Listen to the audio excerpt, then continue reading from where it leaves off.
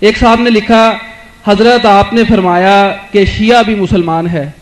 ہمارے استاد صاحب فرماتے ہیں کہ شیعوں کا کلمہ اور ہے، پھر وہ صحابہ کرام کو معیار حق بھی نہیں مانتے اور نماز بھی اور طرح پڑھتے ہیں. کچھ لوگ کہتے ہیں کہ شیعہ حضرات صرف 3 نمازیں پڑھتے ہیں، وضاحت کر دیں. یہ ایسی باتیں ہیں جو بہت وقت چاہتی ہیں.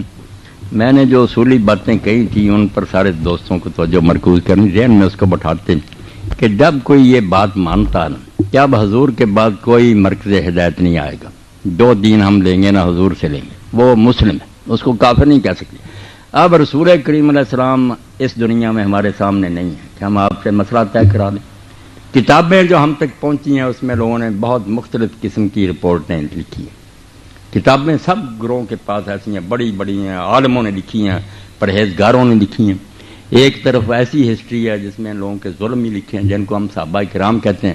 میں اور آپ تو چونکہ سنیوں میں پیدا ہوئے، ہمارے دلوں میں تو ان کی حقیقت ہے، ہم سمجھتے ہیں کہ ان کو برا کیوں کہ، مگر آپ ذرا اگر صبر کر کے حوصلہ سے کام لے کر کتابیں دیکھیں ان کی بھی، اور اپنی کتابوں میں جو نشاندہی کرتے ہیں ان کو ذرا دیکھیں اور تھوڑا سا یہ سوچیں کہ بھئی ان کی بات بھی تو کوئی سوچنی چاہیے.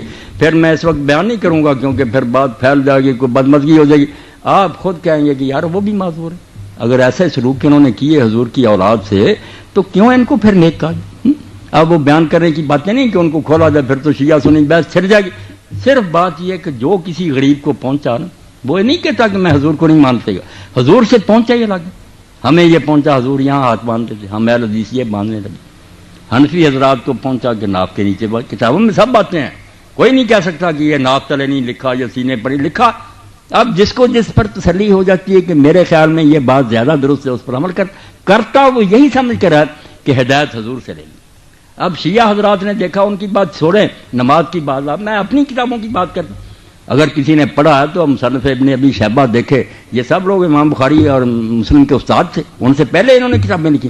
اس میں الگ باب ہے کہ ان لوگوں کا بیان جو نماز ہاتھ چھوڑ کر پڑھتے. اب اس میں کون آدمی آتا؟ یہ ہم صحابہ کے عاشق کدھر جائیں گے پھر کہ عبداللہ ابن زبیر رسول اللہ کی پھوپھی کے بیٹے ہیں، یہ عبداللہ ان کا بیٹا ہے اور حضرت ابوبکر صدیق کا نواسا، ہاتھ چھوڑ کر نماز پڑھتا تھا. اتنا بڑا صحابی رسول. اور مدینہ منورہ میں، کوفہ میں، بصرہ میں یہ جتنے ہمارے امام ہیں ان کے جو استاد تھے صحابہ کے بعد ان کو تابعین. مدینہ میں جائیں امام سعید ابن مسیب جن کو سید التابعین کا، صحابہ کے بعد سب سے ہاتھ چھوڑ کر نماز پڑھتے. ہماری سنیوں کی کتابوں میں ہم بصرہ میں جاتے ہیں، حسن بصری اور محمد ابن سیرین یہ ہاتھ چھوڑ کر پڑھتے. مکہ میں یا کوفہ میں آتے ہیں ابو حنیفہ رحمۃ اللہ علیہ کے استاد دادا ابراہیم نخعی، یہ ہماری کتاب میں. اب کون سی نماز شیعوں کی الگ؟ ہاتھ چھوڑ کر پڑھتے اور کیا ظلم کرتے؟ کوئی بات نہیں. ہماری کتاب میں گواہی دیتی یہ نماز پڑھنے والے بھی صحابی تھے، بڑے بڑے تابعین. اور کوئی بات بتائیں؟ یہ کلمے کی کیا بات ہے؟ کلمے کی کوئی بات نہیں. یہ بھی انہوں پڑھ مولویوں نے بات بنا رکھی ہے. جو کلمہ ہم پڑھتے ہیں ناراض نہ ہونا، آپ بات چل پڑیے. یہ کہاں قرآن میں؟ لا الہ الا اللہ محمد رسول اللہ کو دکھایا مجھے قرآن میں، حدیث رسول میں دکھائے، کہیں یہ کلمہ طیبہ نہیں. یہ 2 الگ الگ کلمے ہیں. بالکل ٹھیک ہے، لا الہ کہیں لکھا ہے، محمد ہم نے جوڑ لیے. حضور نے تو جو کلمہ بنایا وہ شیعوں اور سنیوں کا ایک ہے، کلمہ شہادت. حضور وہ پڑھاتے تھے، اشہد ان لا الہ الا اللہ وحدہ لا شریک لہ واشہد ان محمد عبدہ ورسولہ، وہ ہے کلمہ. یہ ہمیں 2 جمع کیے، انہوں نے ایک تیسرا بھی اکٹھا کر لیا. اگر کوئی چوتھا بھی کر لے کہ ساتھ ہی کہ ابوبکر صدیق عمر فاروق، کچھ بھی نہیں بگڑتا. نیک باتیں اکٹھی کرتے ہیں. یہ کوئی اسلام کے کلمے نہیں، نہ کوئی دین اس سے بگڑتا ہے. اچھی باتیں جو اکٹھی کرتے ہیں آپ، عثمان ذوالنورین کر لیں آپ بھی کلمہ. یہ کریں، یہ کلمہ کوئی نہیں ہے. یہ کلمہ طیبہ آپ بھی حیران ہوں گے کسی آیت میں نہیں اس طرح بنا بنایا آیا، کسی حدیث میں نہیں. 2 الگ الگ چیزوں کو لے کر ہم نے اکٹھا کر دیا. انہوں نے بھی اگر کہہ دیا علی ولی اللہ تو ہم بھی مانتے ہیں کہ علی جو تھے اللہ کے ولی تھے، کوئی شک والی بات. اس طرح کی باتوں سے دین نہیں کوئی بگڑتا. یہ آپ کہہ لیں کہ پیار سے انہوں نے کر لیا. ہمارے ہاں یہ بریلوی دوست جو ہیں یہ اذان سے پہلے یہ صلات کہتے ہیں، بعد میں کہتے ہیں. ہم کہتے ہیں حضور نے نہیں کہی ہے، صحابہ نے اس لیے نہیں کہنی چاہیے. مگر یار اس میں کوئی کون سی کفر کی بات تو کوئی نہیں نا. درود شریف انہوں نے پڑھ دیا، کوئی اسلام سے نکل گیا. عقل سے کام لیا کریں. جتنی بات غلط نظر آتی ہے یہ حضور کا طریقہ کہہ دیں، مگر کافر نہیں، کوئی غلط بات نہیں. درود شریف ہر وقت پڑھا جاتا ہے. کوئی صبر سے بھی کام لینا، کچھ نہیں بات. اور کون سی بات شیعوں نے کہہ دی؟ 3 نمازیں. ہاں 3 نمازیں کوئی نہیں پڑھتا. کوئی مسلمان نہیں کہتا کہ 3 نمازیں. سب جانتے ہیں کہ 5 نمازیں ان کے 5 کے نام ہیں، 5 کی رکھتے سارے مسلمانوں کی ایک ہیں کہ 2 فجر کی ہیں، 4 ظہر کی ہیں، 4 عصر کی ہیں، 3 مغرب کی ہیں، 4 عشاء کی، شیعہ کی بھی اتنی ہیں، سنیوں کی بھی اتنی۔ اب مسئلہ کیا ہے؟ جمع بین الصلاتین کہ 2 نمازیں اکٹھی پڑھی جا سکتی ہیں کہ نہیں۔ یہ جب ہم پرانی حدیثوں کو دیکھتے ہیں، ٹھیک ہے جب زد آ جاتی لوگ زد میں دور تھے، شیعوں کی کتابیں میں نے پڑھی، ان کے علماء بھی میں جانتا ہوں، وہ سارے مانتے ہیں مگر روک نہیں سکتے، جانتے وہ بھی ہیں کہ الگ الگ 5 وقتوں میں پڑھنا۔ ہماری طرح وقت لکھے ہوئے ہیں کہ زور یہاں تک ہے، اثر بالکل ہمارے والے طریقے، صرف فرق یہ ہے کہ حضور نبی کریم صلی اللہ علیہ وسلم نے یہ اب ہماری زد ہے کہ ہم نے اکٹھی کرنی چھوڑ دی۔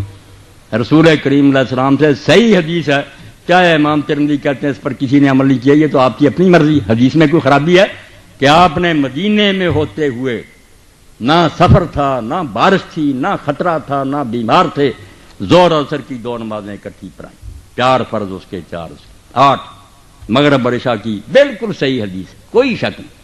اب بلا وجہ اکٹھی کی۔ ابن عباس سے لوگوں نے پوچھا، ابو ہریرہ سے پوچھا کہ حضور نے ایسا کیوں کیا؟ جب کوئی مجبوری نہیں فرمایا، اسی لیے کہ امت سے تنگی دور ہو جائے، امت کو پتہ چل جائے کہ اکٹھی کی پڑھنے کوئی بات نہیں۔ تو سنت ہے یہ شیعہ جو کرتے ہیں، مگر ان کی زیادتی کہ انہوں نے عادت بنا لی، یہاں سے خود یہ شیعہ مسر کے بھی خلاف ہے۔ ان کی کتابیں بھی یہ نہیں کہتی کہ روز اس طرح پڑھو، 5 اذانیں ہونی چاہیے، 5 وقت ہے، مگر صرف اکٹھی کی جا سکتی ہیں۔ مسئلہ اتنا تھا کہ جائز ہے اگر کوئی کر لے، ہم نے ضد کر لی کہ کرنی نہیں اکٹھی کی تو کافر ہو جائیں گے، ہم بھی جھوٹے ہیں۔ جب جی چاہے اکٹھی 2 نمازیں پڑھ سکتا ہے، ظہر عصر مغرب عشاء، جائز۔ ان کی وہ ضد غلط ہے کہ روزانہ پڑھنا، یہ ان کے مسلک میں نہیں، ان کی بھی شرارت ہے۔ کتابیں ان کی نکال کر دکھاؤں گا، ان کے علماء کے فتوے دکھاؤں گا، ہماری طرح 5 اذانیں دیں، 5 وقتوں، اصل یہی ہے۔ مگر کبھی اگر اکٹھی کو کر لے تو بیٹا اتنی بات تھی کہ وہ جائز تھی، ہم نے ضد کر لی کہ نہیں پڑھنی، انہوں نے کر لی کہ ہم نے جان بوجھ کر اسی طرح پڑھنا ہے، یہ چیڑ بن گئی۔ مسئلہ اتنا ہی ہے کہ بلا وجہ بھی ظہر عصر کو مغرب عشاء کو اکٹھی کیا جا سکتا ہے، اس میں نہیں وہ کوئی بری بات کہتے، جو عادت انہوں نے بنا لی یہ غلط ہے۔ پڑھتے 5 ہی مگر 2 کر کے اکٹھی پڑھ لیتے ہیں۔